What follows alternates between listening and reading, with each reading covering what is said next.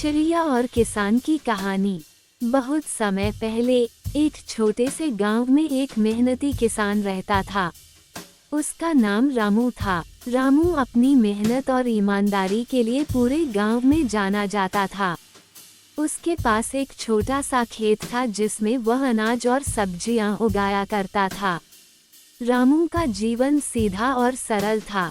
उसकी रोज की दिनचर्या थी सुबह जल्दी उठना, खेत में काम करना और शाम को घर लौटना। खेती ही उसका जीवन था और उसकी मेहनत ही उसकी पूंजी थी। उसके खेत के पास एक बड़ा सा पीपल का पेड़ था। उस पेड़ पर बहुत सारे पंछी रहते थे। इन पंछियों में से एक छोटा सा तोता था जिसका नाम मुनिया था। मुनिया अपनी चमकीली हरी पंखों से जानी जाती थी। वह बहुत ही चंचल और खुशमिजाज थी। उसका मन हमेशा उड़ान भरने और नई नई जगहों पर जाने में लगा रहता था। रामू अपने खेत की फसल को लेकर हमेशा बहुत सजग रहता था। वह जानता था कि फसल ही उसकी आजीविका का साधन है, इसलिए उसे बचाना और सही से देखभाल करना जरूरी था। लेकिन जैसे जैसे फसल पकने लगती, पंछी खेतों में आकर अनाज खाने लगते। रामू ने बहुत कोशिश की कि पंछियों को अपने खेत से दूर रखे, लेकिन पंछी बार बार आ जाते। खासकर मुनिया और उसके साथी, जो रोजाना खेत में आकर अनाज चुगने लगते। रामू इससे बहुत परेशान हो गया। उसने सोचा, अगर यह पंछी इसी तरह मेरे खेत का अनाज खाते रहे तो मैं इस साल कुछ भी नहीं कमा पाऊंगा।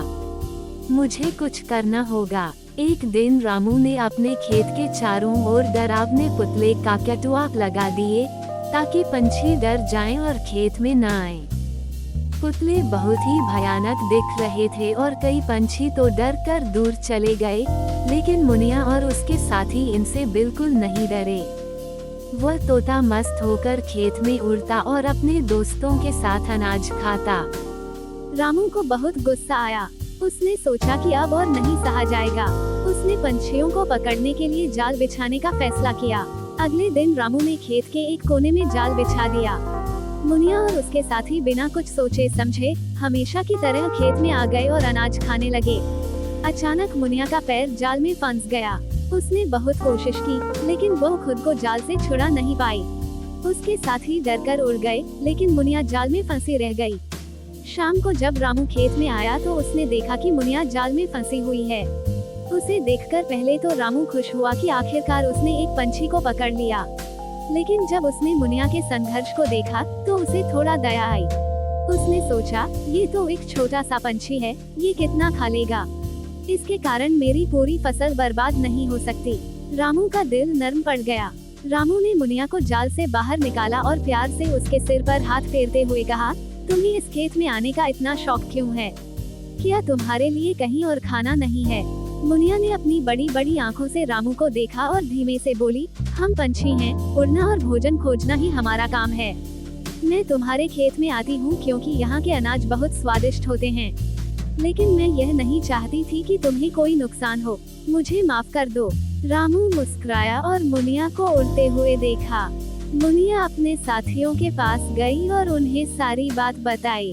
पंछी भी समझ गए कि यदि वह थोड़े अनाज से संतुष्ट रहेंगे तो किसान के साथ उनका संघर्ष नहीं होगा। इसके बाद से पंछियों और किसान के बीच एक नया रिश्ता बन गया। मुनिया और उसके साथी अब खेत में आते, लेकिन सिर्फ उतना ही अनाज खाते जितना उनकी भूख मिटाने के लिए काफी होता था। रामू ने भी पंछियों को देखकर उन्हें भगाने की कोशिश नहीं की।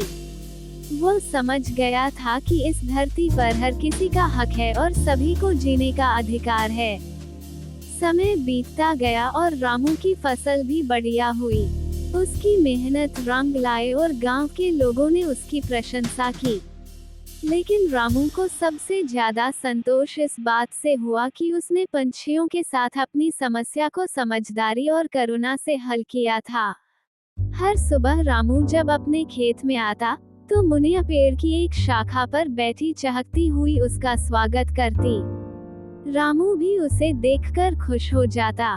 ये दृश्य पूरे गांव के लिए एक मिसाल बन गया।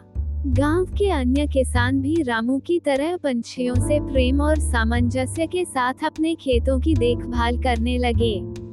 आखिरकार किसान और पंछियों का ये रिश्ता एक नई सोच को जन्म देता है। इस धरती पर सभी जीव जंतु एक दूसरे से जुड़े हुए हैं। अगर हम सब मिलजुल कर रहते हैं और एक दूसरे के जीवन का सम्मान करते हैं, तो जीवन कितना सुंदर हो सकता है। इस तरह मुनिया और रामू की कहानी गांव में एक प्रेरणा बन गई। अब रामू के खेत में हर साल भरपूर फसल होती थी और पंछी भी अपने हिस्से की खुशी से संतुष्ट रहते थे।